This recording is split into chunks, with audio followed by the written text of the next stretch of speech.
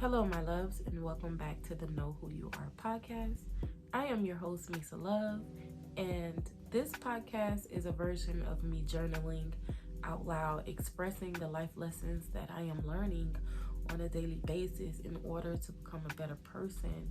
I am really applying these lessons and doing everything that I can to evolve, and I want the same for you. So I have a question for you. Are you a good person? Like, really sit with that and think about that question. Are you a good person? And before your mind goes in a whirlwind, like, yes, I'm a good person, and of course, I want you to ask that question to yourself for yourself. Are you a good person to yourself? Are you doing the things needed to nurture yourself? Now, I did pull up a chart, and this is a well-being chart. This is the dimensions of well-being, right? Some charts have 7, some have 8, and I want to dive into this, so I'm going to tell you guys what the dimensions of wellness are. We're not going to talk about each and every one of them, but I'm going to put a few in context. So the eights are physical, emotional, financial, social, occupational, spiritual, intellectual, and environmental. That is the 8 dimensions of well-being that's on the chart that I discovered. And the ones that I want to single out is emotional. I also want to single out social and spiritual, as well as intellectual and environment. And these things go hand in hand with one another, right? And I know that we do things on a daily basis, right, that feeds our physical selves, right? You could go out, you could buy yourself a body cream or a perfume or a nice outfit. You can go out to dinner. That is taking care of yourself. That's being kind to yourself, being nice to yourself, right? But I want to talk on a deeper level, right? What are you doing to be nice to your spiritual self? Because see, we have different gateways that leads to our spiritual being that dwells on the inside of us. We have our eye gate, the things that we are seeing. We also have our ear gates, the things that we are listening to. So really step back and reflect and ask yourself, what have you been feeding your spiritual self? And the things that you have been feeding your spiritual self, is it something that is edifying to who you are as a spiritual being? Or is it something that's detrimental and that's been weighing you down? Let me ask you something. Have you been feeling really tired lately for no reason? You just have no energy. You're not doing more things. You're not doing less things. You just have no energy. Sometimes it goes beyond the physical. And what are you putting into your spirit self, right? So, are you being nice to your spiritual self? Are you feeding your spirit with the things needed in order to allow her or him to nurture and grow? I really want you to reflect on that question and answer that question and journal your answer, because this is going to help you develop your spiritual self and get to the highest version of yourself. And that's what life is about, growing and flourishing. So I truly believe that energy is the universal language. We have all these languages in the world. Chinese, we have English, we have Spanish, we have Italian. We have all these different languages, right? And sometimes when you interact with other people from different cultures, if you don't know the language in particular, it's kind of hard to communicate. There's a language barrier, right? But I believe that energy is a universal language. And when I say energy, It's that vibe that you throw off when you're interacting with people. So my life lesson of the week, I had a customer and there was a language barrier there. She only spoke Spanish. Now, I know a little poquito, muy poquito español. I'm a little bilingual, but I ain't all the way there. And it was some things that I just didn't understand. And the little Spanish that I did know, she didn't understand my broken Spanish. So thank God, she had her grandson there and he was translating between the both of us. So at the end of the service, she was saying something to me and I had no clue what she was saying. So her grandson pulls out the phone. He pulls out his phone, you guys. Let me put this into context. He pulls out the phone. He types in Google Translate, right? And he pulls up the translator and he types in exactly what she's saying, right? And he turns the phone to me and allows me to read it. And the message on the phone said, she doesn't understand anything you're saying, but she said, you are a very kind person. Wow. We did not understand each other when it came to language. But that universal energy of throwing off positivity, peace, and love, she felt that. And she understood that. Although we couldn't physically understand each other by listening to one another, right? And this ties into being good to yourself because it takes time, it takes work, it takes effort, and it takes you being intentional with becoming the greatest version of yourself and bringing that peace, welcoming that peace, welcoming that love to embody you. What does your essence project when others interact with you? Would they say you are a good person? Now, granted, listen, we're human. We have our days. We have good days, we have bad days, and we have some days like, don't even look my way, right? I don't feel like being bothered. You see somebody walking towards you, you put your head down, or you turn your head like you're doing something else and preoccupied with something else because you just don't want to be bothered. But all in all, what would people have to say about you?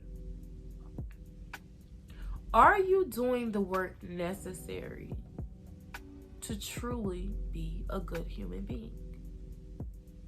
Now, this could look different for many people. You being a good person can be that you're extremely giving. You're giving of your time, you're giving of your energy, you're giving of your finances to different charities or just helping people out in your family. You're that go-to person. Someone could label you, hey, you're a good person. Are you a good person because you're a server? You're good at serving people, helping them out when they're in need, encouraging them. Are you a good person that way? Right? But all in all, are you good to yourself? Are you pouring into yourself? Are you connecting with the environment around you? And no, I'm not talking about your house or your cousin's house or shopping for new clothes in the store at Macy's. No, I was just there, but no, I'm not talking about that. Are you connecting with nature? Are you going within yourself to truly discover who you are? I challenge you to take a moment in your week and to go out to a park or go sit by the ocean, which is one of my favorites, and just get into nature, soak up the sun, and really reflect on who you are as a person and what you give to society. What good attributes do you provide society with? Listen, no one is perfect, but every day, I believe the mindset should be, how am I going to win my day? What can I do today that will push me into being a better me? That would assist me on my journey of becoming. And as I'm on this journey, it allows me to open up my mind, to open up in general, and be better to myself. Because when you're better to yourself, that projects. And one thing I've learned is people treat you how they see you treat yourself. And to put that into context, have you ever gotten into someone's car and the car just had messy stuff all over it? And you feel comfortable enough to eat in that person's car and just throw your trash down? Because, hey, if they don't care about it, why should I? Right? We teach people how to treat us. So I truly believe that the way we project ourselves to the world is how we're going to be received, of course. Are you doing the work to be the best you? Are you being kind to yourself? Now, I know this self-care craze has been popping, okay, for a while now. Your bubble baths, you're lighting the candles. But I'm talking about the inner work. Like the deep healing inner work that's uncomfortable, that is painful, that causes you to cry. I've been in my car screaming sometime. That work. Are you doing that work? Are you kind enough to give yourself the grace to do the work? Because when you allow yourself to heal on a deeper level and forgive the people or the things or yourself for all the hurt, you allow yourself to release into a new realm of living. But it all starts with you being a good person to you. It starts with you. Wow. Well, this was episode 5.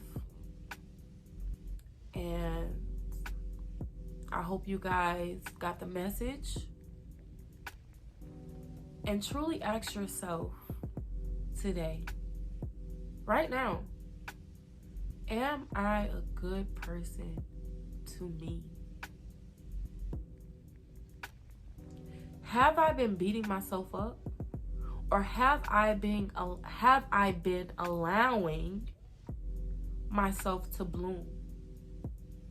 But remember, the flower that grows out of the concrete, right? Nobody could see how beautiful that flower is. Nobody even knows that flower exists. But as it peeks through that concrete, it pushes through all that hard concrete. And then what happens? The sunlight kisses it, and then it blooms. Are you allowing yourself to bloom? Or are you holding yourself back due to guilt? Be good to yourself. Show yourself grace and embrace your true essence. It's only up from here. And it all starts with you. One day at a time. Remember that every small step that you take is going to add value to that bigger dream, that bigger goal that you're working towards. Every small step is going to help you construct that bigger thing that you're working towards. Allow that bigger thing to be you becoming the greatest version of yourself. Because see, that is going to assist with aligning you with your purpose in life. You have to become. And in the midst of you becoming, you get prepared for what life has to offer you. Know who you are.